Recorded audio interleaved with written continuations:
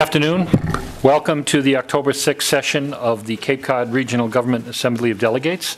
I'll call this meeting to order, and we will begin.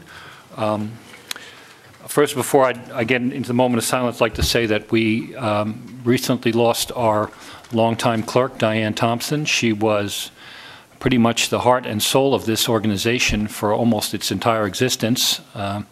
People who work and know that the clerk is the one who keeps the flame and keeps the procedures and understands how things are done and understands the history and of the assembly, and she certainly was all of those things. And I worked very closely with Diane, and she was very dedicated to this organization, and was a good booster for the county and for the assembly, and I know she's going to be sorely missed. I know her family will miss her. Of course, it's a much greater loss to them than it is to us, but it's a loss to us nonetheless. So in addition to the moment of silence to honor our troops, I'd like to have an extended moment in memory of Diane Thompson.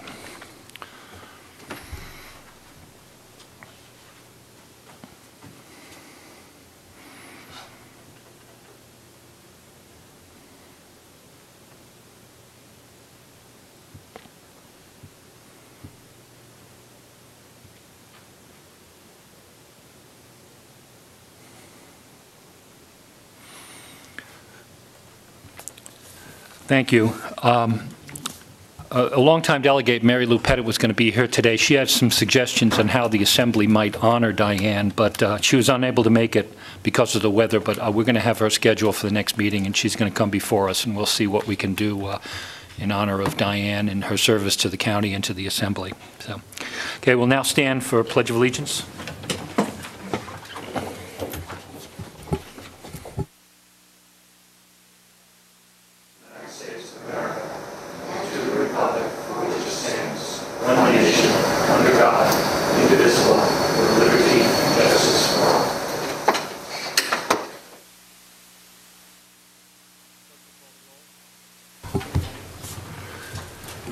Richard Anderson? Here.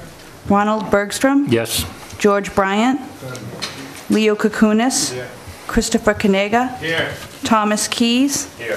Marsha King? Here. Thomas Lynch? Here.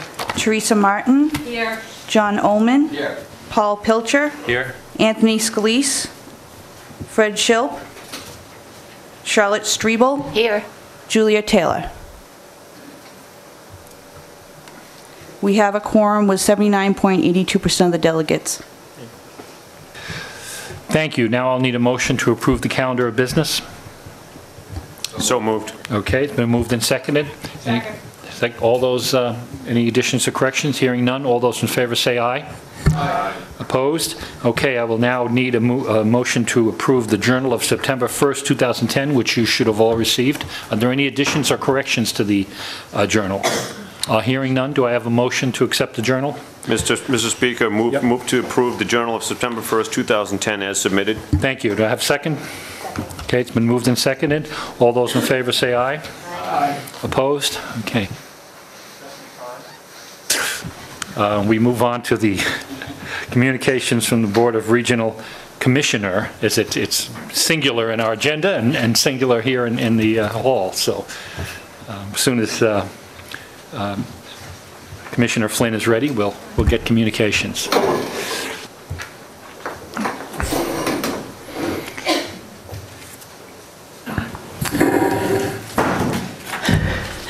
Good afternoon. Get my breath.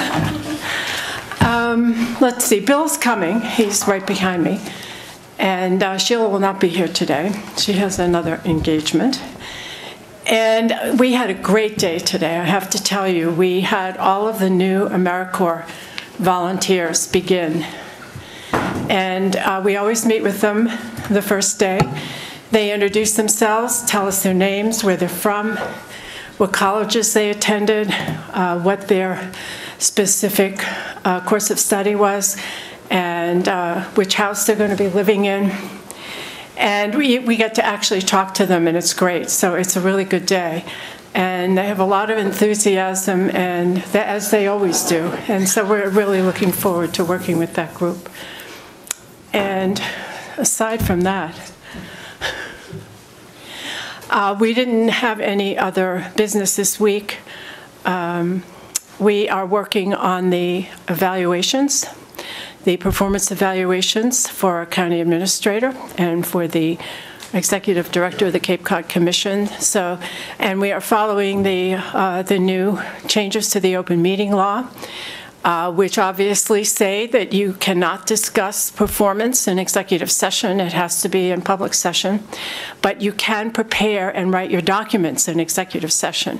So that's what we were doing today, was preparing our documents without discussing performance. And that's not that hard to do if you stick your mind to it. So that we can get this process moved forward. That's an outcome of the Wayland, what they call the Wayland decision, which was a decision of the Supreme Judicial Court of the Commonwealth based on the Wayland School Committee, who actually was found to have violated the open meeting law in handling the evaluation of their school superintendent. And as a result of that, the Supreme Judicial Court actually outlined the process for handling evaluations of managers, executive directors, superintendents going forward. And that's pretty much how it is. You can prepare the document in executive session, but you cannot discuss performance in executive session, only in public session. So, Bill. I wanted to say how warmly we were welcomed at the Sandwich Hall dedication on Saturday. It was really wonderful. I didn't get a chance to go over to that side because Pat stopped me on the way going over there. So, but it was really a wonderful event, and everybody in Sandwich should be justifiably proud of that building. It's really very nice.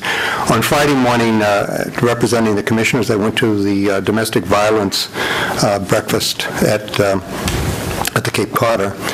We still have some serious issues with regard to the occurrence of domestic violence, and the people that were there are doing their best to try to come up with some strategies to deal with it. And let's see, was there anything else we should tell them about or not? No, you already mentioned the AmeriCorps, right? Yeah. Okay. Mm-hmm. Well, I just wanted to also say that it was a great rededication of the town hall Saturday. It was a great crowd. It was a beautiful day, and it's amazing how the town hall was able to be restored. Was it built in what, 1637 or 30? Pardon? 18. What did I say? 1837. Well, we usually get ahead of ourselves, but that's But the Pilgrims weren't quite around then. Anyway, but it was really a nice event. I was also going to say that we have begun the RFP process for, or RFQ, as the case may be, because it won't cost enough money to require an RFP, to do our review of county services.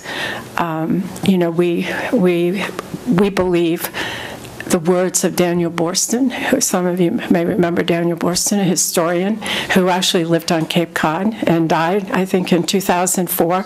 And I always remember reading an article about him at that time in the Cape Cod Times. He had written 80-some books on history, and he was also the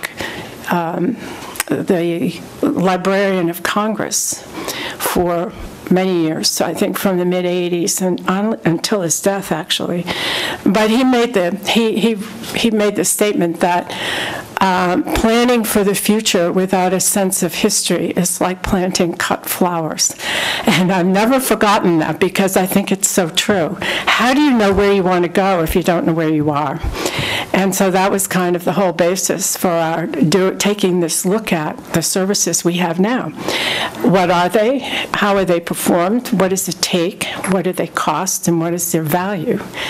And once we know that, then we can say, how relevant are they to today? Should we continue them, or should we modify them? Should we not do them anymore? Should we do something different? And what should we add? So we hope to have that done within a relatively short period of time, and which we will then engage you in that process when we have something more to look at. So. Just one final thing. Up in the hill, Open Cape, who is now, occupying some space in the Cape Cod Commission, the legal notice went out requesting a response to an RFP, and I believe that probably due November 6th, I think, because it just went, it's a 30-day notice. But people should know that, that's underway. I know that there was, some interest in it because we had been supporting it. And that's about it. You have an ordinance that you're going to submit. Apparently, I have in front of me proposed minimum performance standards for wind energy. Does this ring a bell? You are hereby submitting this ordinance. Yes, we are hereby submitting that ordinance. We will then hold a public hearing on it. Okay, very good. Okay. The other thing I have to ask before I open up the floor to questions is that I know the commissioners have had a discussion on the process for hiring a clerk and going forward, and I've received, of course, I've been in communication with Maggie as the personnel officer in the county and also with the commissioners, but I wasn't at your meeting today, so I'm presuming that we are still all on the same page as to the process, and if you'd like to get into it, you look confused. Well, we didn't really discuss it today. Okay. We had talked about it last week. Right. Because the position is a Barnstable County position. The person who fills that position is the employee of Barnstable County. Yeah. Although the charter states that the Assembly of Delegates appoints the person, nevertheless, the individual is an employee of the county, therefore all the personnel policies and regulations of the county apply. Yeah. Not only to the position itself or to the person in the position, but also to the hiring practices of the county. Mm-hmm. And I think Maggie sent out an outline of what those procedures are. Right. And it's normally how positions are filled anyway in the county. Well, yeah, the outline I got, is the last outline I got, and I don't have access to a printer now these days, but was that I, as the speaker, would appoint a committee of 3, which would include also Maggie as representative of the county administrative office and a commissioner. And I guess you've stepped forward nicely, have you? Okay.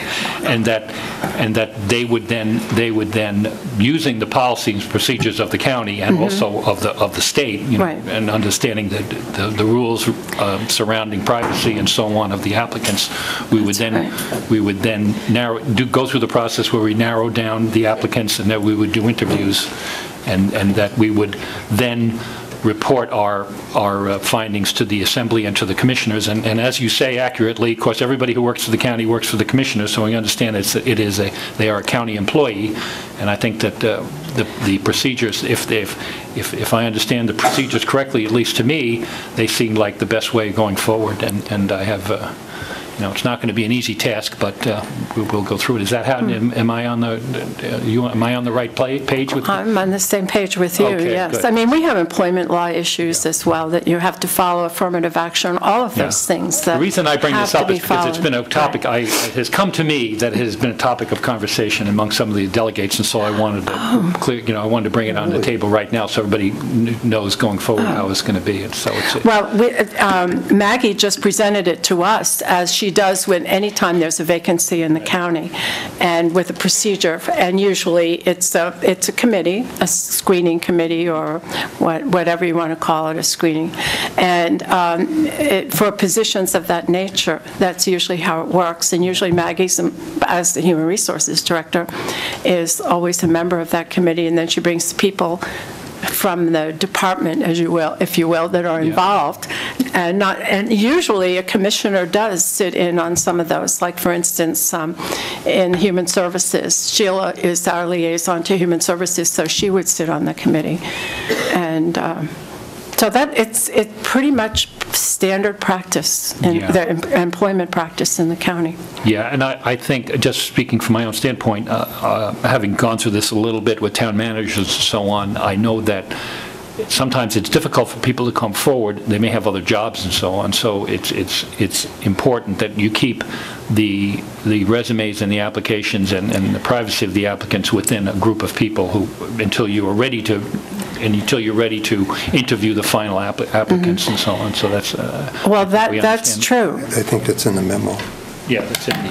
Yes, applications like that are usually considered confidential. They're exempt. They're part of the privacy exemption on the public records law, and it isn't until you reach a group of finalists, whether that's 2, 3, 4, whatever it might be, then the individual's names and all of their information becomes open to the public. Okay. And that way applicants understand that as well. Because oftentimes, as you well know, someone might apply for a position who already has a position somewhere else, and maybe they don't want their employer to know, and that's part of it. But it's also the confidentiality as protected under the public records law. Okay. Does anyone have any? I have a question for you. Okay. It would be useful to know when you form the committee. I know that the commissioners are eager to work with you. Yes. To have this come to a conclusion so that you have what you need in place. But it would be useful to know what kind of a timeline you have in mind with regard to carrying this out. And it's not a question you can answer now, but the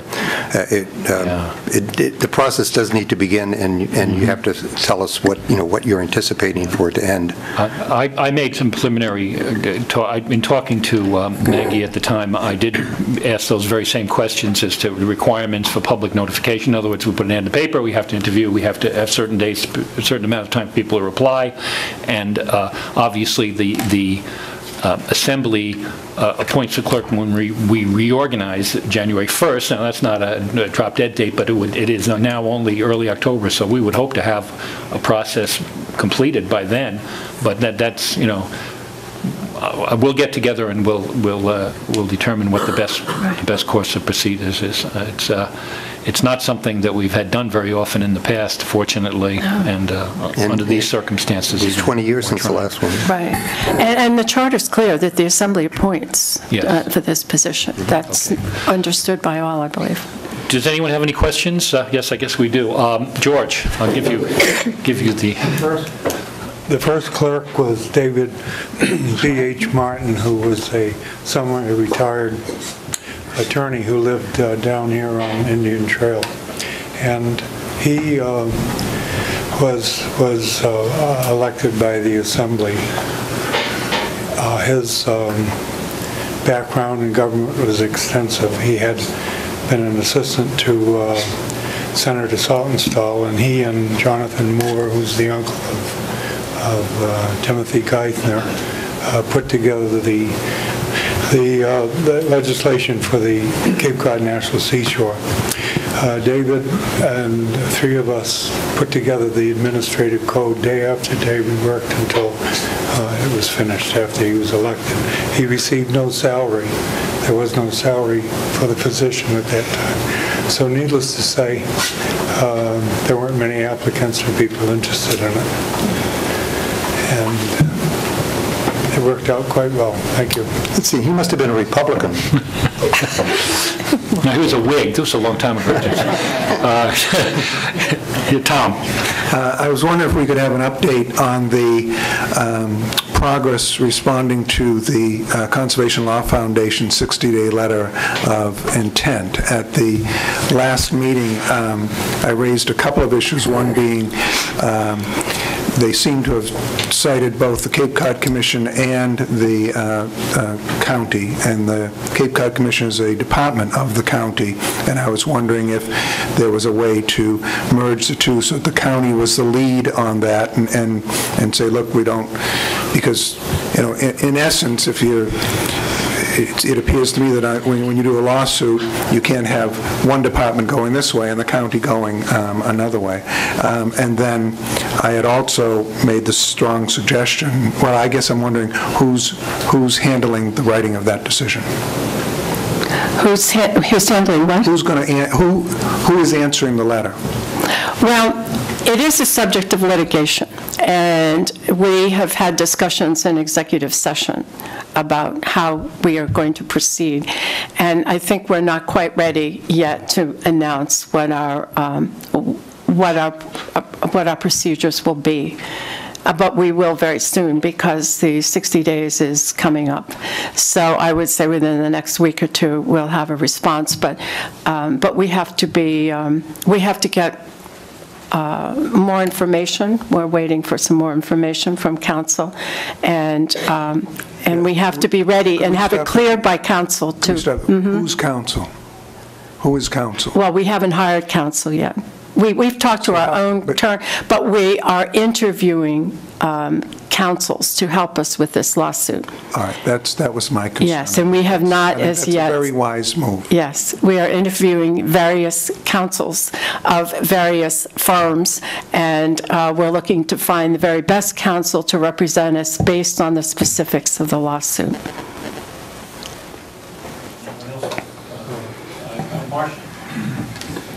Thank you, Mr. Speaker. I want to go back to the issue of the clerk. Should I assume, Mr. Speaker, that item number 9, Maggie, is not coming to discuss this formally? Is she coming? Item number 9 on the agenda is Maggie's coming to discuss the process. Is Maggie coming? Because my concern is right now, as you just said, we appoint the clerk. We have not appointed a clerk, and yet we seem to have a clerk that you have appointed for us, Ms. Springer. So I guess I'm a little confused about how this all transpired when we're the appoint. I understand that you hire, and that's not a problem, but all of a sudden we have a clerk and we have yet to take a vote. And so I guess I'm a little concerned that we are paying someone out of our budget that we are the appointing authority and have yet to do this process. So I guess I'm looking for an answer. How is that happening? I could respond. Sure. Section 3.6 of the charter specifically says that temporary appointments to the Cape Cod Regional Government office on a temporary or acting basis until such time as the incumbent resume the duties of the office or the position has been filled in a manner provided by this charter or by the Cape Cod Regional Government Ordinance. So the action with regard to the temporary clerk is covered under that section of the ordinance of the charter. Just one more thing, but the temporary appointment was made because it was fully expected at the time that Diane was only going to be away for a short period of time and that she would be returning. So the temporary appointment is made under that aspect of the charter.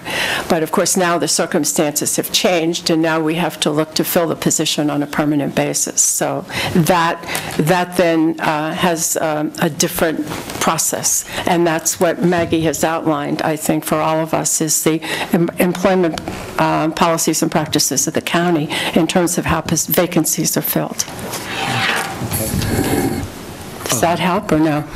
Okay. Yep. George, did you have something? Yes, on the okay, George. reference to the CLF lawsuit against the Environmental Protection Agency, I hope a great deal of thought is given to this, because before any sort of hard positions are taken,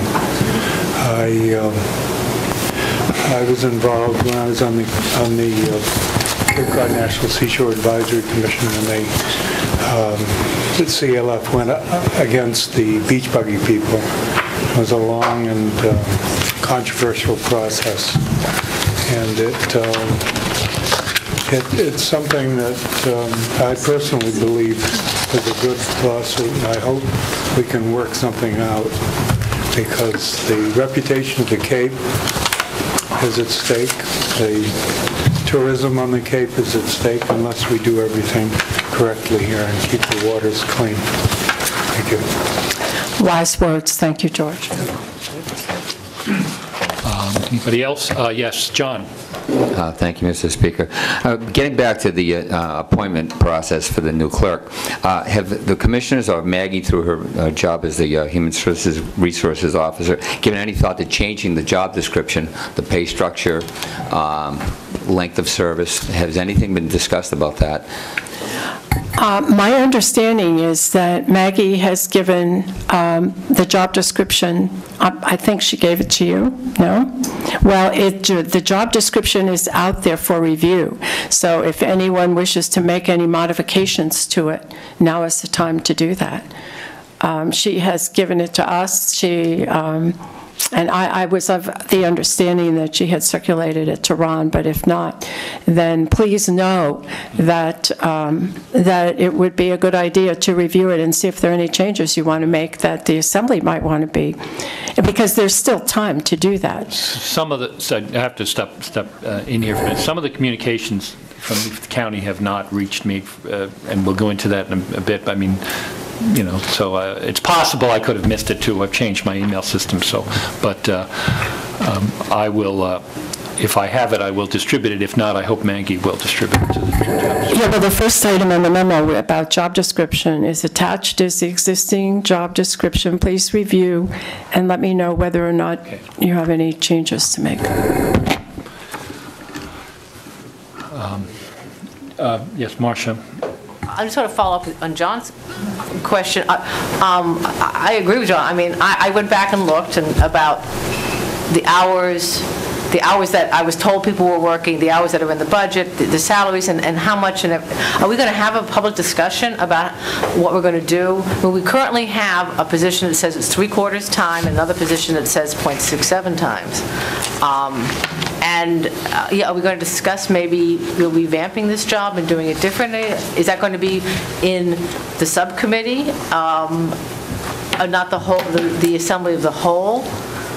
Can people ask to be on the subcommittee, on this election committee? Yeah. And how is this going to go down, I guess, my question. Well, all I can say from my standpoint is that personnel, I know that the Assembly appoints the clerk, and I think that everyone understands that. Personnel policies as far as payment and so on, and service and so on, are usually left to the commissioners and the administration. Now, of course, as Bill said, we're all going to work together on this. It's also there's two considerations. I mean, I don't want to get too far into it because it's a big discussion and we really haven't brought it up onto here. And if you read about Mr. Troy's memo, we have to be careful how far we go. But we have two processes. One is the appointment process, which is made when the Assembly reorganizes on January 1st.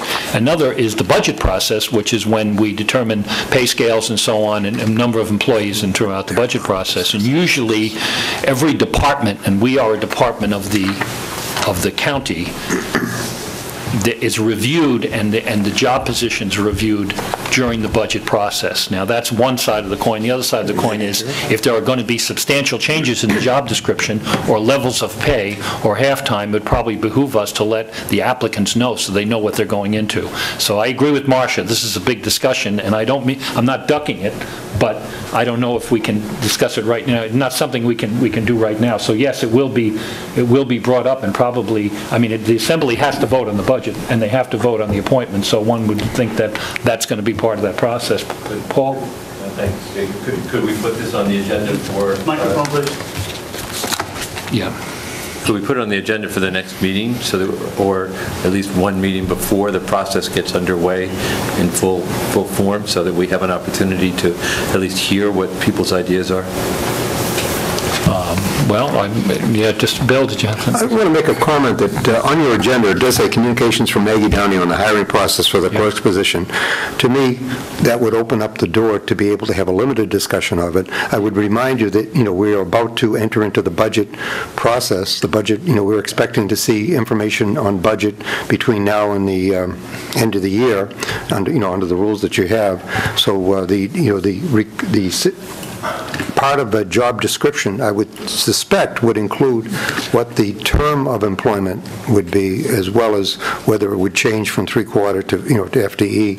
Yes. I would hope that that's part of your discussion in the appointment process. That's part of the discussion. I'm not trying to repress any discussion. I'm just trying to find my way through basically the open meeting law, so we're not doing anything with that. We have to notify people what we're talking about, but also the budget process, which is basically the process that goes from the commissioners to the administration administrator to us, and try to make sure that we're all on the same page there. So we could certainly discuss this at a future meeting, and I think that, but we're going to have to decide what we're going to precisely what we're going to discuss. That's the question. So. John? Yeah. So it would be very timely if Ms. Downey could be here today, as she is on the schedule. Has something changed that we don't know about, or is, because I would think that she would add a great deal to the impetus of our thought process. She had a couple other appointments that were long-standing, I guess, that well, I intended that she had to keep. But I think the point about whether or not it stays as it is now, whether it's a three-quarter position or whether it's full-time, is really important to know soon, because that has to be part of the advertisement. If we're going to advertise, then we have to be able to say that it's a full-time or it's a modified or it's a less than full-time position. Well, now that John brings that up, I would think that the proper place to begin, if we're going to change the position and the amount of pay, would be with the Finance Committee. Okay, so they can, as soon as we determine the time frame when the notices go out and what time Maggie needs in advance to discuss the job description, they'll be sent out along with the notices. I think we could probably have that discussion sooner rather than later. Does that sound reasonable? Julia? I don't even want to bring up how it was done the last time we hired a clerk, because it's so shocking. However, I agree with Marcia that we need a general discussion among members of what we see as the existing strengths and weaknesses of what we've had, and what we think in general we might want to change. I think a smaller group has got to eventually come forward with those kinds of recommendations, but I think that we need a 15 or 20-minute discussion of what we feel strongly works, what we'd like different, et cetera, et cetera. I think we all have some experience. We all have experience with the workings of the clerk and the assistant clerk, and we ought to share that and then move on to more details of and that would make it clear whether we felt there was a need for some kind of change before we advertised, I think.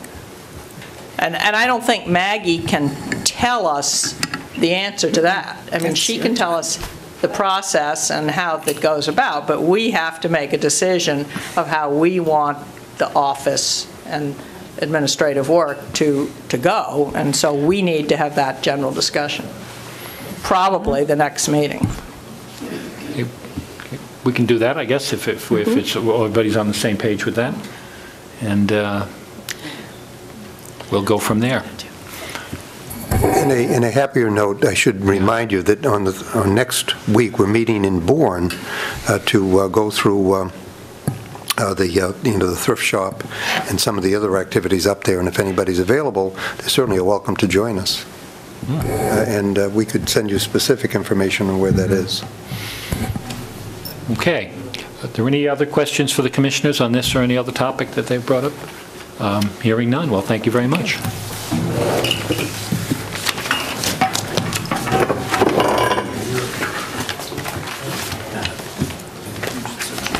We'll skip over the next item on the agenda since Mrs. Downey's not here. And we will, and I should say in the report to commissioners, you've received a copy of the, I had Troy here, I see that Attorney Troy is here. I wasn't able to distribute this, I didn't get it till recently, so they really haven't seen it. And maybe if anybody has any questions, we can have you back at a time that's convenient about the open meeting law, unless there's somebody who's desperate to find something out. Yeah, sure.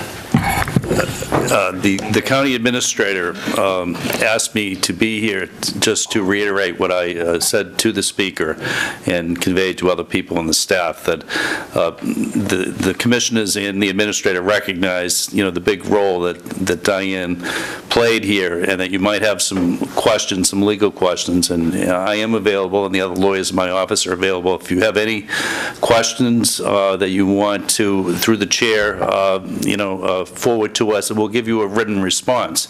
And I think a lot of times, just listening today, although I was just kidding Mary Pat, that after she heard that description of the Wayland case, I wonder whether the county needs any lawyers. We seem to have so much expertise available, but we are available to help you, and many times when you have something in writing in response to a question, it's helpful, because, just listening here about the whole discussion about the clerk, I think there are some legal issues there, and you can, work around those legal issues as you see fit. But in the final analysis, the law generally has very little discretion to it, and the instruments that we're guided by, particularly the charter, are pretty specific. So, I think one of the things that occurs to me is that the power to appoint also contains within it some authority over the position, and I'm sure between the commissioners and you that you can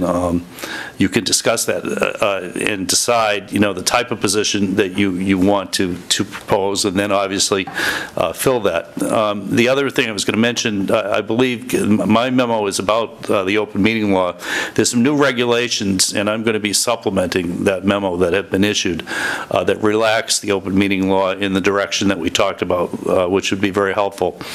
But I believe that your agenda item today is sufficiently broad and is sufficient notice for you to discuss, to have the type of discussion that you want to have about the nature of the position, if that's what you want. If you want to put it on another meeting, then that's okay too. But as I said in my memo, and this is the principle,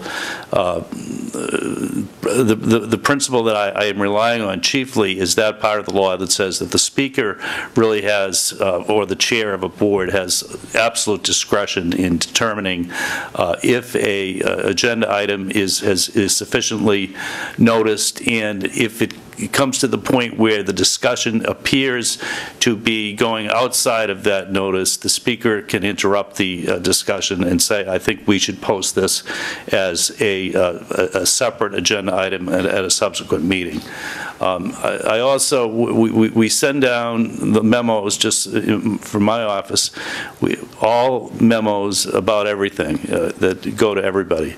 We send them to the county administrator, we send them to the county commissioners, and we send them here. If you have another method, and I think you and I talked about, you want me to send it directly to you, Mr. Speaker, we're happy to do that too.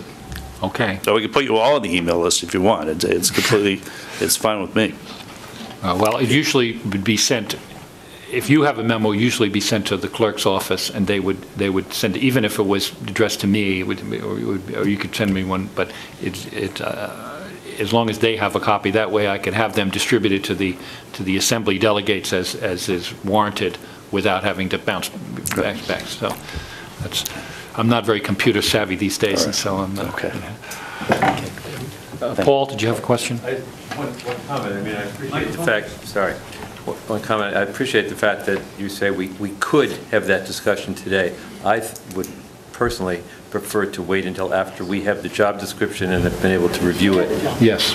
Well, we have as part of. Yeah, Marcia.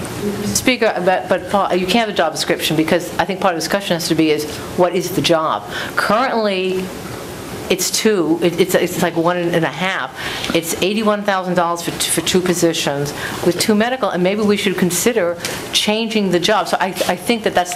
I'm concerned about the time going by, that we should don't have a discussion, or at least start it now, because I think that's the issue. Is we should have a discussion about what like Julie said, what was the job and what do we want the job to be, and maybe the job is not what we have now. I think this is an opportunity to take these positions and maybe mold them together or do something different. Mr. Speaker, if I may, just my own feeling is I'd rather see the present or the prior job description in order to have some basis to start thinking about the new job description. I understand, I'm in agreement with Marcia on the time frame. The only reservation I have is that it's easy to have in this case, it would be a sort of a spontaneous discussion. We're all aware what the jobs have, but I think the discussion would be more beneficial if we've all had noticed that this was going to be a discussion, that some decisions may come out of it, and that way we'd have a chance to look at the current job description and think about our experiences here in the Assembly. This is an important decision. I think we have to make it with due deliberation. Yeah, Julia? Yeah, I would like to see the job descriptions and then really make some notes based on my, analyzing it a bit more. Well, I have lots of things I can say off the cuff, but I'd rather think about. You're in the minority. Most of us speak off the cuff and think later. But are we? Any further discussion, Fred? I do think there is a difference between Paul and Marcia's experience in this matter too. Paul's only been on the Assembly for, I think, one term, right, Paul? Marcia's been here several terms. You may not have had as much experience, so maybe that's important too, to bring everybody up to date as much as possible before it's discussed. Okay. Well, I will schedule a discussion on this for our next meeting, which will be November, do you have a date? October 20th, excuse me. Yep. As part of that, then can everyone have a copy of the description of the clerks and the assistant clerks? Yeah, we will. I'll get that. That's part of the attachment so that we all know what the choosing job. We'll get that out there. Fabulous. Thank you. Okay. Could I make? I have one other comment. I really don't know how the time is going to turn out, and you talked about a vote to reorganize in January with a new. That will be a new group. And so I think that's an issue, whether maybe nothing can be done before then anyway, because it's just going to play out over time. But I would think that would be another question we might want to think about. Are we really thinking it's a good idea to have I personally will be here, but are we thinking it's best to have this voted at that first January meeting where we don't, where some people will be new? Anyway, I just think it's something we ought to think about. Well, yeah, I don't know that one can't have this vote anytime. I don't know that one way or the other. That brings up an interesting question. I mean, we reorganized in January 1st, traditionally the first meeting in January, and I'm presuming that we're going to do that come hell or high water, regardless of how the time frame works out. It's possible we could not do that in January. We could reorganize and not appoint a clerk at that point if the temporary appointment could hold over. So those are the things we're going to have to look into, because it wouldn't make any sense to appoint someone on December 31st and then turn around 2 weeks later and appoint them again or not appoint them again. I mean, one presumes this is going to be a decision. I presume that this is going to be a decision made by the entire Assembly when they appoint the clerk, regardless of the outcome. So we're not going to presume that. We're not going to say, okay, here it is, take it or leave it. I mean, so that's when you take a vote, it should mean something. Okay. All right, we'll muddle through somehow, as they say over in merry old England. Now, George.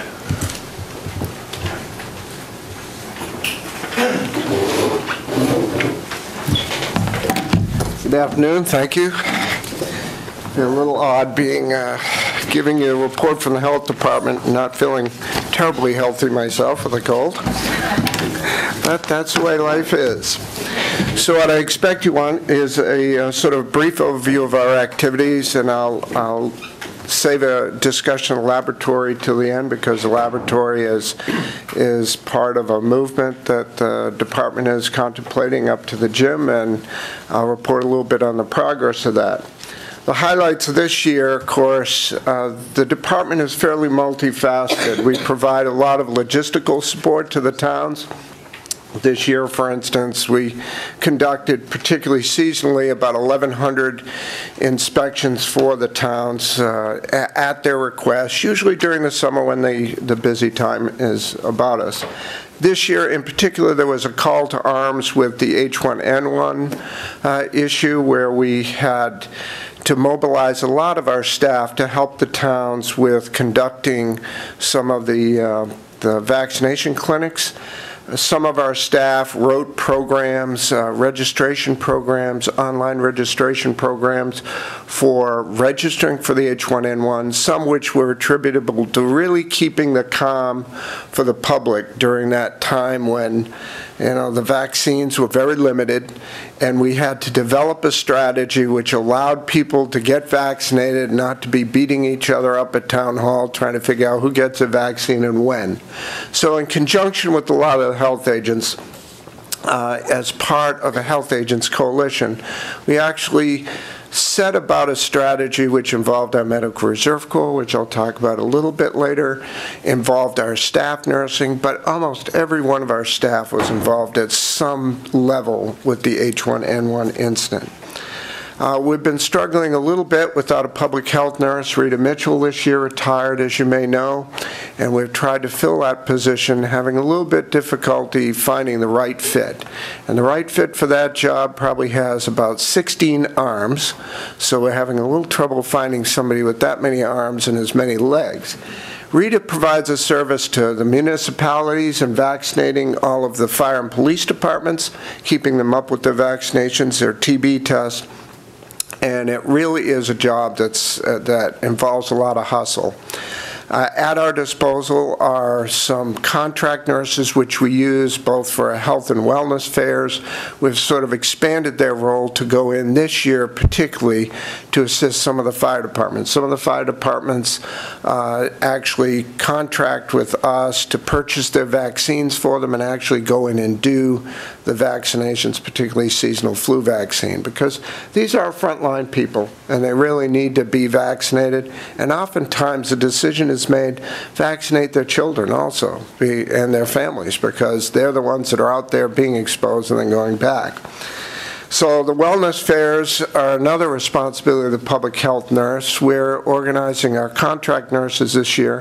A wellness fair is an event at which screening takes place and has been shown many cases to save the town's money because they identify before the big problems occur some of the things like high blood pressure, skin cancer, bone, as far as osteoporosis goes. There's a number of tests that are done at these wellness fairs which directly impact the health and welfare of the folks who were, of course, participating, but also help with sort of preempting some more serious things. So in that way, it saves the town some money in their insurance and things like that.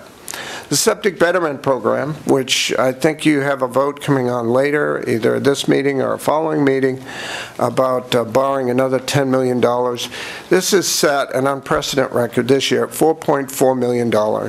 These are programs, this is a program where we actually loan to folks who need it, usually folks who are a little strapped with credit, and they can't afford to replace their septic system, but they need to.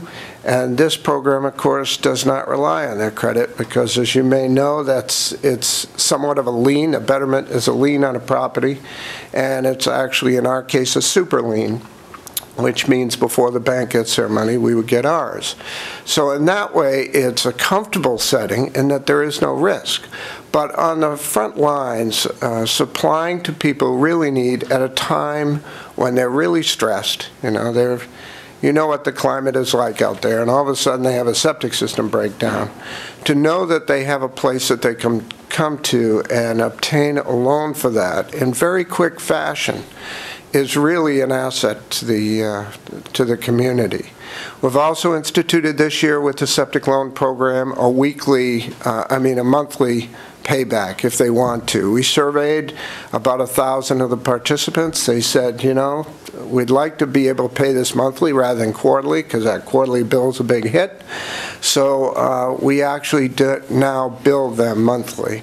The other thing we've instituted there is a web-based application process. The application process itself only takes 1 or 2 days, but we've really streamlined that.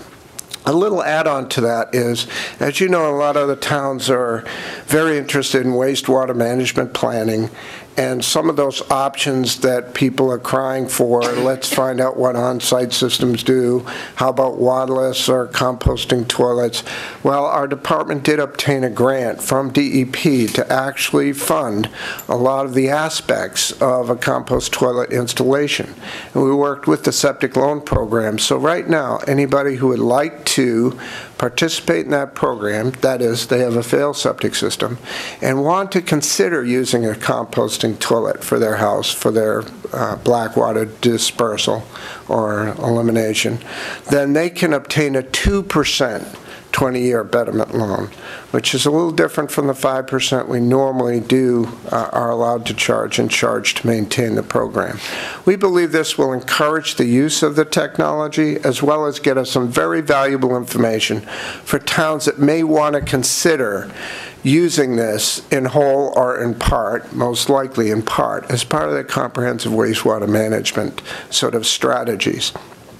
And this will be supported through sampling from the Alternative Septic System Test Center, which, of course, you know that we run. We have an environmental health and safety program. This is run by Marina Brock from our department. We go in and actually run compliance checks, but sort of in a very sort of unobtrusive way. Most of the time, people contact us and say, gee, we'd like to know how far we are in compliance with OSHA regulations or safety regulations. Marina goes in and actually has focused for the town internships from Mass Maritime Academy to go into the towns, most of their facilities, and do these compliance checks and bring them up to snuff with environmental health and safety regulations. This saves towns a lot of money. Saves them in liability, it saves them in health problems with their help, and she also conducts in those instances, usually in the case of schools, indoor air quality analysis for them. The Regional Emergency Planning Committee, this has been something that's taken off in the past years. It has started, as you may recall, it started with the whole issue of community right to know. What things are in our communities that store, use, or manage hazardous materials, and how is that information available to the public? But more importantly than that, how is it available to some of our first-line responders who are going in there and trying to throw water on something that maybe they shouldn't be throwing water on? That started off in 2004 with 60 registrants. We're up over 300 now. We go in, we make sure they have filed all the appropriate paperwork, the federal paperwork for the community right to know. We keep them in compliance. We conduct some of the training things that they need to know so that they are in compliance with hazardous material storage, transport, and other regulations. And this, we believe, is a huge help. This is where the REPC, a Regional Emergency Planning Committee, came about. As you know, what it's evolved into is an all hazards response, everything from hurricanes to electricity power outages to the H1N1. So under the tutelage and guidance of Sean O'Brien from our office, that has pulled together fire, police, and every other emergency sort of planning agency out there, from the Red Cross to, the CERT teams, pulls them together, transportation, on a very regular basis to work out what would happen on Cape Cod if there's an emergency. They conduct exercises, such as the last one they did, which was an anhydrous ammonia leak, that involved 6 towns, a number of state agencies, county departments, to find out what would we do in response to that. And the biggest thing it's done, and we've learned the most, is the communication between all the towns and between all the departments within the towns that respond. It pulls health, fire, police together in a room.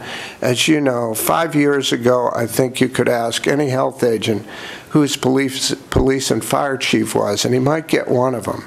Now I believe he could know everything about that fire chief, including the emergency number they can get to him when they need to. We conduct regular drills, and under his tutelage, in fact, today he had a meeting of the Regional Emergency Planning Committee. They're moving forward and protecting us against all hazards, and protecting by making sure that all those responding agencies are communicating with one another, talking the same language, getting the same training. And I believe we're a lot further ahead than we certainly were 5 years ago. Bathing beaches. You think, well, what's important to the economy? Bathing beaches. Well, there are, for anybody's information, there are about 243 and 113 salt and freshwater beaches, respectively. Each year, we send out, on behalf of the towns, with every town with the exception of one, we send out beach samplers so that we can keep track of the water quality in Cape Cod. 4,300 samples get analyzed every year. The object is pretty quick. It is keep the beaches open as much as we can. We had no beaches, with 2 exceptions, closed more than 1 day. We do have some habitual problems, sometimes down in the town of Provincetown, which has sort of a problem because of the way the bay is configured, and some other issues within the town with stormwater that they're taking care of. Some of those beaches closed a little bit longer than others. But our goal is to make sure the beaches don't close more than 1 day. Innovative and alternative septic system. As you know, we run a research facility for those. That research facility for those new members, that draws no resources from the county. It is self-sustaining. We take clients who want to test things and sell them on Cape Cod and say that they're the best thing since sliced bread. Perhaps a bad metaphor where wastewater is concerned. But what we do is test them. We say, inside our fence, it just looks like Massachusetts. It's really Missouri. Just show us. So they bring them in, they test them. We charge them a fee for that. All of the revenues for any of the laboratory analysis, of course, goes to our laboratory and any of the subcontract laboratories. Our goal here is to make sure that as towns develop their wastewater management plans, they have the best information.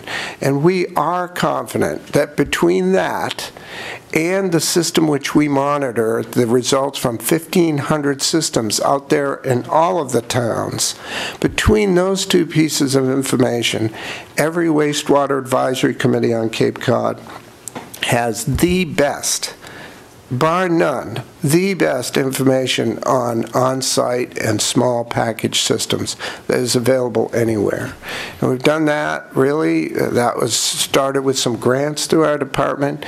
It continues now through a monitoring program that we assist the towns in tracking all their IA systems. For instance, next week I'll be going to Eastham to reveal to them what all their systems are doing for their wastewater advisory committee.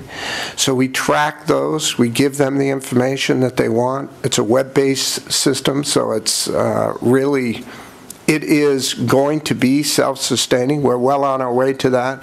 We charge for that service for those who use it, and our goal there is to make it so that it will always maintain a good resource for folks. Okay, the Cape Cod Medical Reserve Corps. What else could I say about that? It's phenomenal. Started off 2 years ago, fits and starts. Right now we have nearly 400 volunteers, many of them clinical, that are at the drop of a hat ready to respond to a public health emergency. You've seen during the H1N1 clinics, they were out there vaccinating. They saved the towns approximately $65,000 just in the services of the vaccinators alone. Not to mention the non-clinicals, which were out there staffing over 55 clinics, which were held anywhere from schools to town halls to you know, folks' backyards. We were out there vaccinating. This, Jean Roma, who's the head of this, really needs our praise for that because she's done a phenomenal job pulling that together. As you recall, about 3 years ago, the county was faced with a crumbling Cape Cod Medical Reserve Corps, and that's when our department took over. And it's not to my credit, but to Jean Roma, because she stepped in after one other person and really took off. Now, that particular sort of division of our department also enabled us to get in on some of the stimulus money that was given out. There was monies available for vaccines for the general population. These are vaccines which are normally outside the range of cost for some people. Shingles, for instance. There's a $200 vaccine right there. I mean, and they don't give it at the drop of a hat, and they don't give it to young spring chickens. It's only us over 55s that they give it to. But we were able to access over 1,500 vaccines from that program. And to tell you the truth, if we did not have the Medical Reserve Corps, we'd have all the vaccines but no way to get them out. The Medical Reserve Corps ran those clinics in schools, at public places. We again used the scheduling software that we developed within the department on behalf of the towns, which is accessible to all of the towns to run any clinic in the town. It allowed us to schedule and use every bit of that vaccine. Tobacco control. Tobacco control is a program. It's state funded. We don't take any monies from the county. It's funded each year through the state, through the tax money. It's been cut to the bone over the years.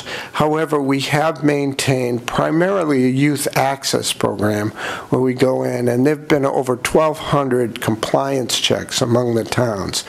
Some of them are sting operations where we actually go out and hire somebody who's underage to go in there and attempt to buy cigarettes. And when they do, of course, the person cited who sold it to them, and each town has separate little enforcement actions. But it's one of the programs where we believe is very important to the county because cigarette smoking and lung cancer is one of the greatest killers of our youth. The laboratory. I'll end up with the laboratory and I'll open it up to any questions. I hope I haven't forgot any of our activities, and I think I probably have. My brain's a little foggy. But the laboratory continues to increase revenues every year. We try to maintain a posture so that we're ahead of the needs of the community. We're a little concerned now with one of our instruments. Perchlorate is one of the compounds which is found in explosives. It's found in fireworks. It gets into the groundwater, and it has very low levels for tolerance as far as the maximum contaminant levels.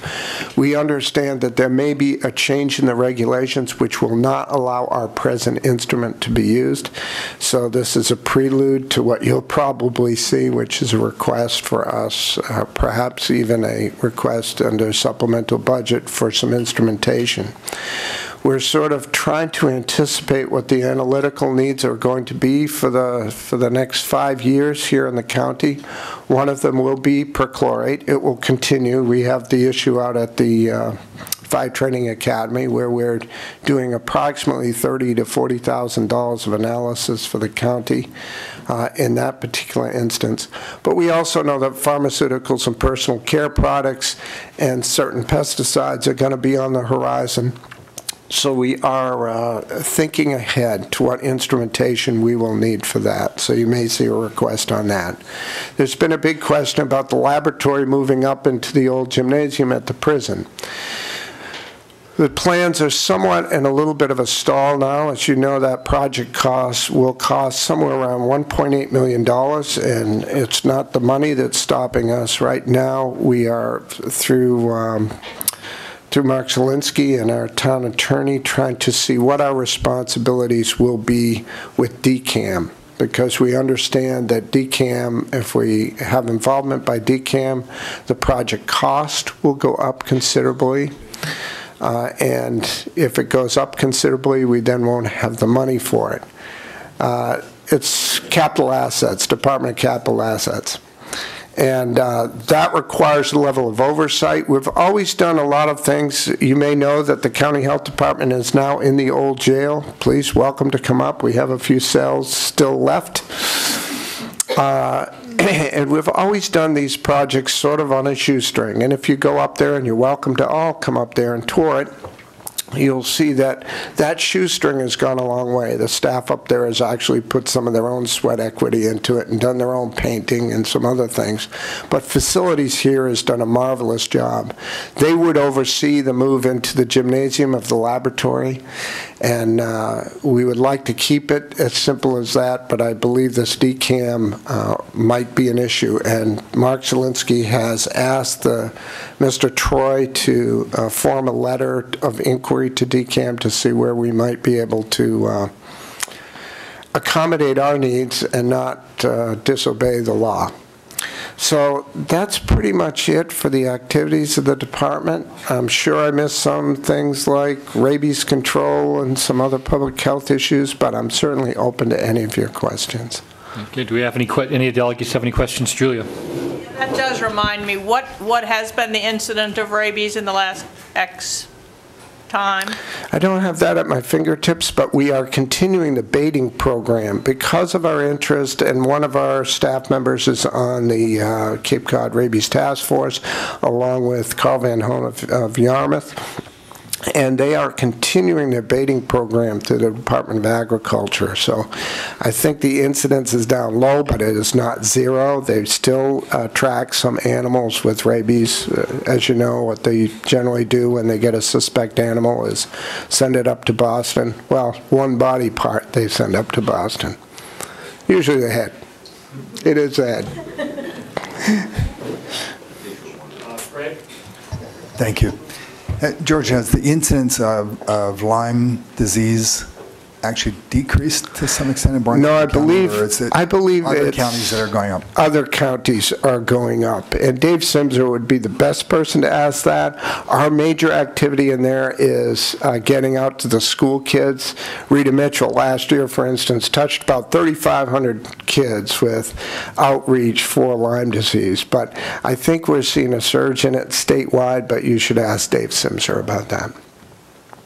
And just one other question. I don't know if you mentioned the work that the county does for the real estate industry and when houses are sold and all of the water testing.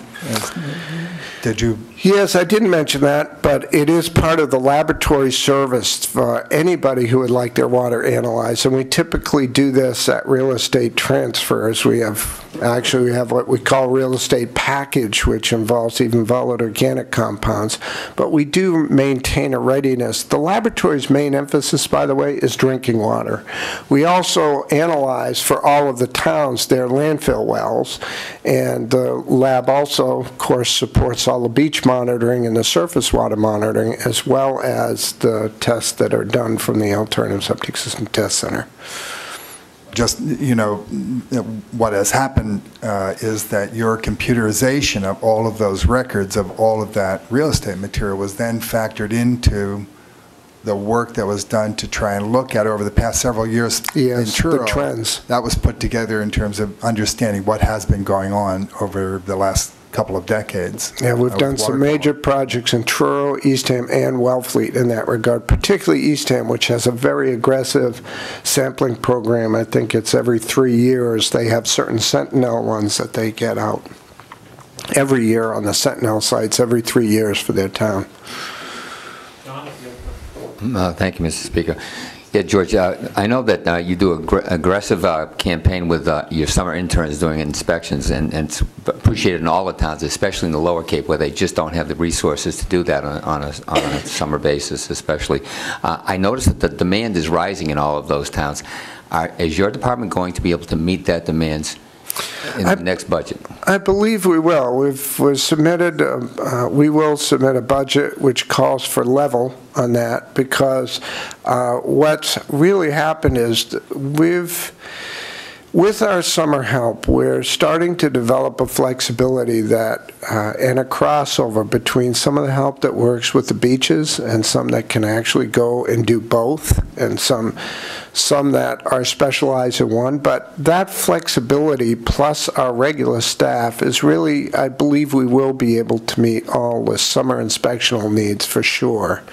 And that even on top of those vacation needs, because agents need vacations, and as you may or may not know, most of our staff, senior staff of sanitary and soil inspectors, soil evaluators, and system inspectors, so they basically make the absence of a health agent for a short period of time a fairly seamless event for the town. And we keep very close communication with all the agents.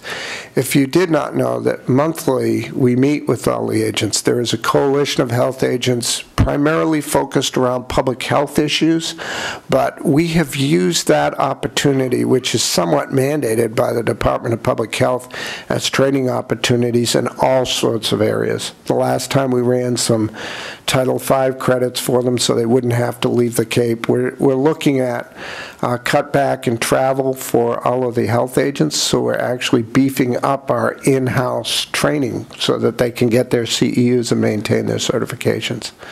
I spanned by your question there and went beyond. I apologize. I keep remembering things that we do and want to get them out there. Well, you know, since we have George here, in the alternative septic system area that you have been investigating, are there any trends or any thoughts about something which would be a breakthrough product at this point? Not a huge breakthrough, no. We are seeing continued participation, and I will say an uptick in activity of new vendors who want to experiment and do some work at our test center and research and development. But we haven't seen anything new on the block. The newest technologies are an array of membrane bioreactors, which, you know, I'm not real up on as far as their power consumption is fairly high right now, but over the years that may come down as they do some research and development. Nothing like on the horizon that looks even remotely to me like a silver bullet. George, did I hear you say that the interest rate on the septic betterment program is 5%? Yes, 5%, 20 years. Because right now, if you look at the interest rates, the home equity loans are being offered at less than 5%. I totally understand that, but most of the folks who come to us are so tapped out on credit, they couldn't not only get that, most of them can't reuse their credit card. So in other words, your criteria is somewhat more liberal than the bank's criteria. Our criteria is very liberal compared to the bank simply because securing the loan is the property. Yeah. And as far as being the place in line to obtain it from the property when it's sold, we're pretty close up there to first. Okay.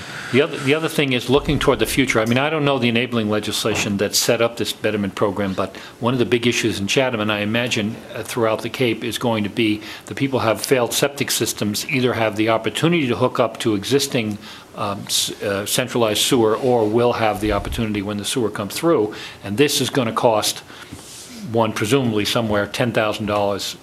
$15,000. We've had a long time discussion in Chatham. I know it's been discussed elsewhere that outside of the tax aspects of there's also going to be the onus on the individuals. And I know, I'm very familiar with a lot of people who a quick $10,000 in order to hook up is going to be an issue.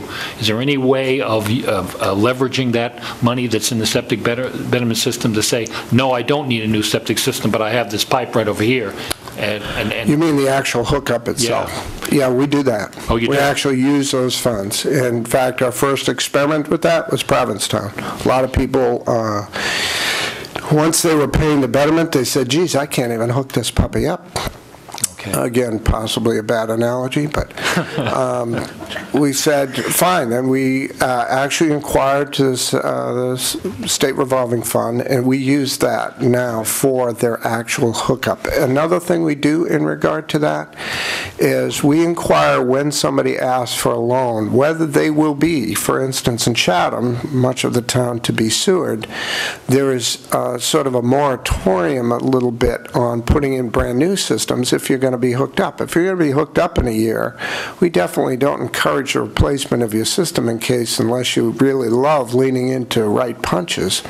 But for the most part, we say hang in there and see if there's something else. We've offered each of the towns that have large sewer projects sort of the service of seeing whether somebody comes to them with a project that says, gee, I'm going to be sewered next year, but my system fails now. Ways to keep that system alive until the pipe does come and they are allowed to hook up. Because the last thing we want is people to double invest, and have something akin to a small Chevy sitting in their front yard that they're not going to be able to use again. Now, is there a means test for the availability of the septic betterment funds? In order to qualify, yes, there is. There's an income qualification, which again is fairly liberal. I don't have the number off the top of my head, but I've only seen one person in the past 4 or 5 years that I've been involved. I'm bringing this up not just for my own personal information, because I'm not so Would you like a loan paper? I can leave it for you. You can leave it with me, because I'm not sure this word has gotten out to the public that if you, and I'm looking for the means test also, because if you are required to hook up, and in the Chatham system, I know some of the other systems, you will be required to hook up. Correct. Financial burden will be something that people are going to have to look at. And if you make $300,000 a year, maybe you can handle it. Right. If you don't, then you're in trouble. Correct. So I think this is something that we should see what resources we have. And let people know that it's available if they need it. I'll see whether we can put something like that on the website, which would explain for people, but also just in general to get it out to the health agents. And most of them know it, but you'd never run into the people really who aren't putting in septic systems. That's one thing that's going to wane. They're not going to be coming in for those Title V permits anymore. No. Okay. Okay. Well, George, do you have something? George, you mentioned the Provincetown pollution problem that never seems to be solved. I have a copy of the Provincetown banner here. You've probably seen it. On August the 12th. And it says, no single factor to blame in harbor pollution, county says. The local health agent believes septic systems are the cause of harbor contamination. The county health department said it's not that simple. Well, after 40 years, to my knowledge, I think it's about time we make an effort to solve the problem. We put a sewer system in, and there are elements in the sewer system. There's a picture of one right here. PVC 4-inch diameter bends that are not approved by the ASTM, the American Society for Testing of Materials, and for this type of system. And there are literally hundreds of these that were put in. Maybe that's the problem. Put in where every connection is made, every house, every property. How do we get an answer to this eventually? I mean, this sort of thing is published every summer, when people are swimming or using the beach. From now on, we'll forget about it until next summer. That's my feeling. Unless somebody takes the lead on this. That's why one of the reasons I'm enthusiastic about the CLF lawsuit, which doesn't specifically hit this, but deals with the nitrogen. Okay. How are we going to find this out? I mean, the harbor is 3 miles long and 1 mile deep. It's about as big as they come. And the tides are 9 to 10 feet every day. Well, this article is very discouraging because it's not well organized to begin with, but nobody knows how to solve this problem. Well, I'll agree with the last statement you made, which was the article was not very well organized. And I'll also reiterate my statement that I made to the press at that point was, it's not that simple. For years, we studied Buttermilk Bay, I studied Wellfleet Harbor, I've studied Provincetown Harbor. there is generally not one source of the contamination that you can point to. It's just a fact. There is not one source. Layer upon that the fact that the indicator organisms that we use to determine the public health status of the bathing beach water is questionable all around, and even EPA and DPH know this. However, it's like the tool is the best we have. So the nitrogen issue in the harbor, of course, I won't speak outside my expertise. That's the Marine Estuarine Program. So I agree the article was poorly written, but an article that would deal with anybody's harbor comprehensively, first of all, wouldn't fit in the banner, as much as I like the banner for certain things. It would probably be about 30 to 40 pages long and would be by most people's nightstands as a substitute for Sominex, because it takes a lot to really understand what's going on there. Your broken pipe there? Sure, absolutely could be it. It's only one pipe.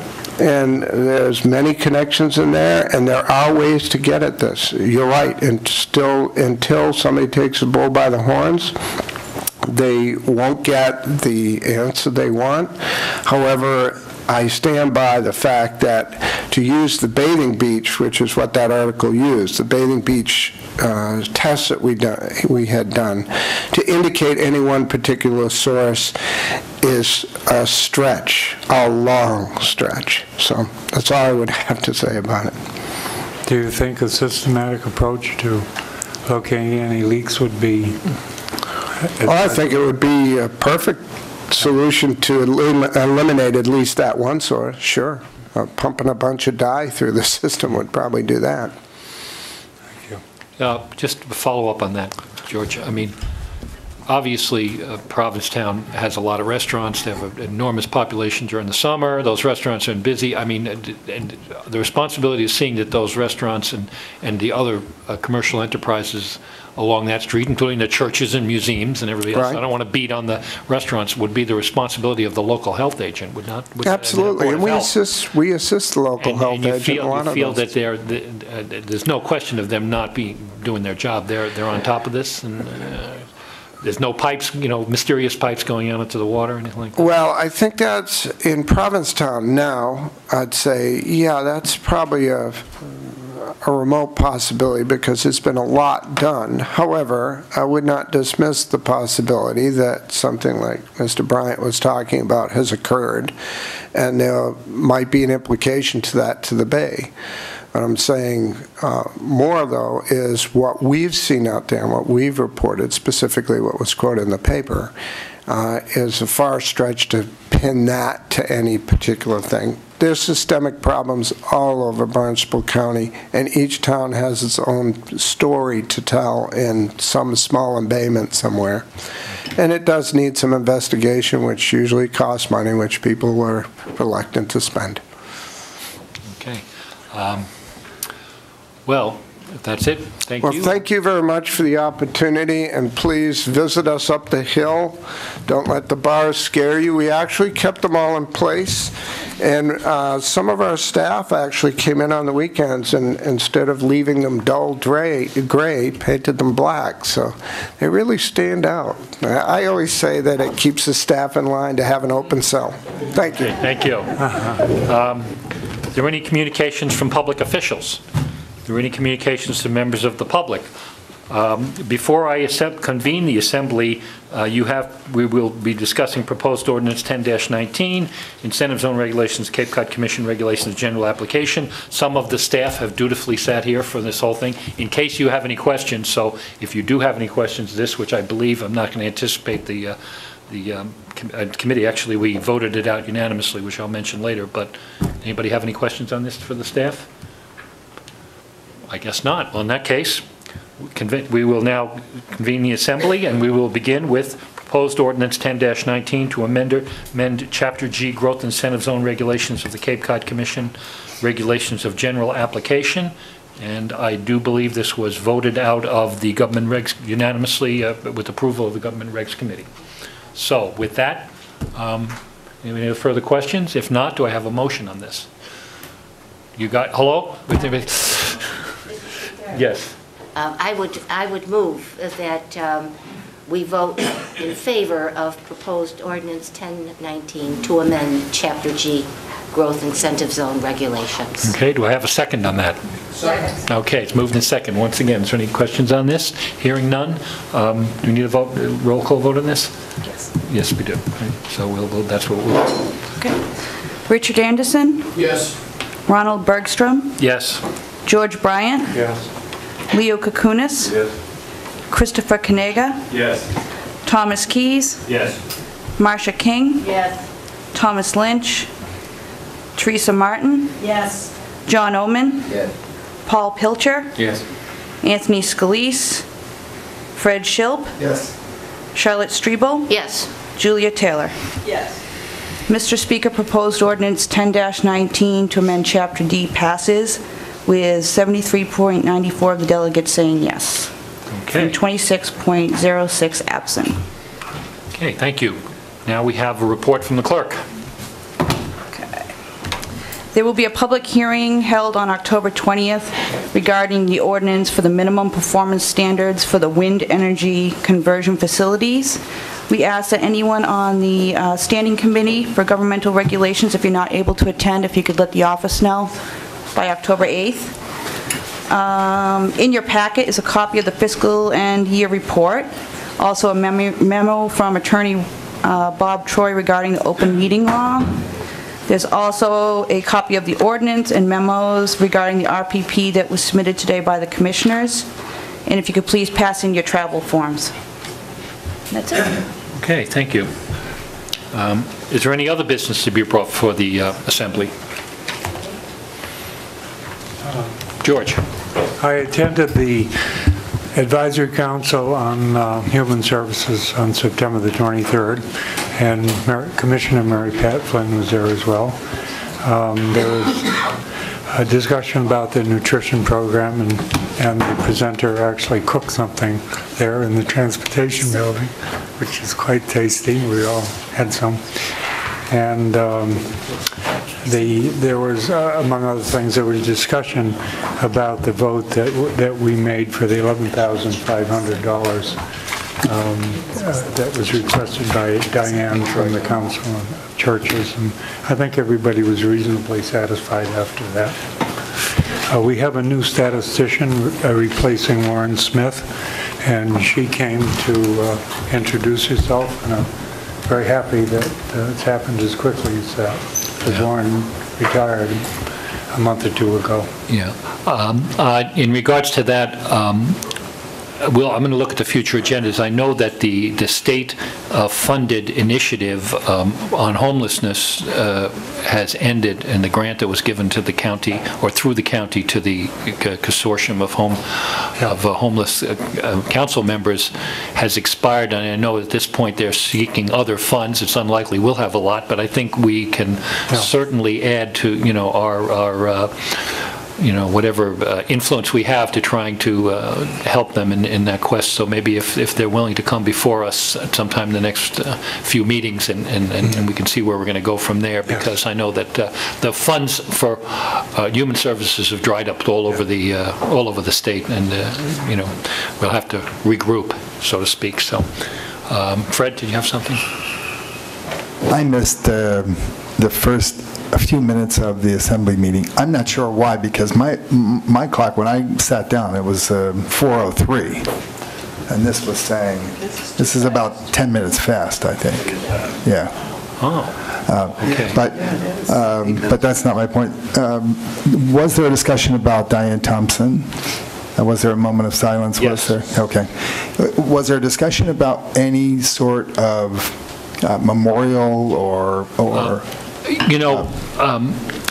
what I told there has been a discussion. I thought the best way to deal with it, and Mary Lou Pettit especially was very important and interested in it, and I asked Mary Lou that rather than have it come from me, that she come and present some ideas before the Assembly, and we can discuss what kind of a memorial would be appropriate. Unfortunately, Mary Lou couldn't drive in this storm, so I told her that I would schedule her for the next meeting, and then we can bring that up at that time. So I didn't want to, it's an important topic, and we, as you can see, we had some other things. So yes, we are going to discuss what we can do for Diane's memory. And I sent a spray on behalf of the Assembly to her services, so she was there. So, well, for those, and there were a number of people who were at the various services, but the funeral was just really very moving and interesting and very packed to the max. Great celebration, actually. Packed to the max. It was amazing. We're aware of what she did to the Assembly, but she also worked very hard in Falmouth on housing issues and other issues for a lot of good causes. So. Yes, Leo. Thank you. In our packet, and I know under the clerk's report, was the fiscal year 2010 report. And just for my own information, is this a report that is generated strictly by the clerk, or are we able to suggest amendments or additions to it? Or are we given this, again, is this something that's generated by them and we're just giving it to, as put in our packet, or are we supposed to suggest things to it? Leo, you can suggest anything you want. It's just that whether or not we paid attention. I think that in general, we got an outline like this in the past, and then if we wanted to submit a report to our town as part of our representation, we could add anything that we thought was important that would fit our report for our town, and we could adapt this, we could submit this plus something, we could use it that way. This was just a general one that we could then take as we wanted.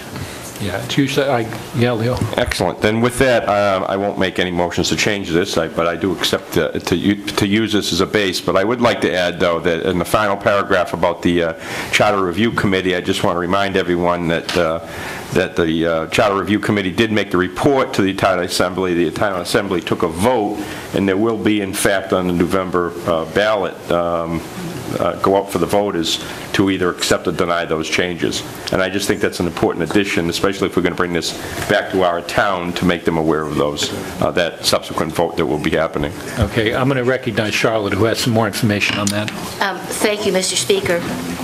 As Vice Chairman of the Charter Review Committee, I have taken it upon myself, and I have passed it to Ron, who's on the committee.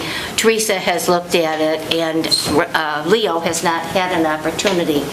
But what I said in this, it's a memo to all town clerks, because Teresa has received a telephone call from a town clerk saying that they know that the question is on the ballot, but people are calling and asking what is it about. So I have put together a memo in which I say the above committee had intended to hold public hearings on the proposed changes to the Home Rule Charter.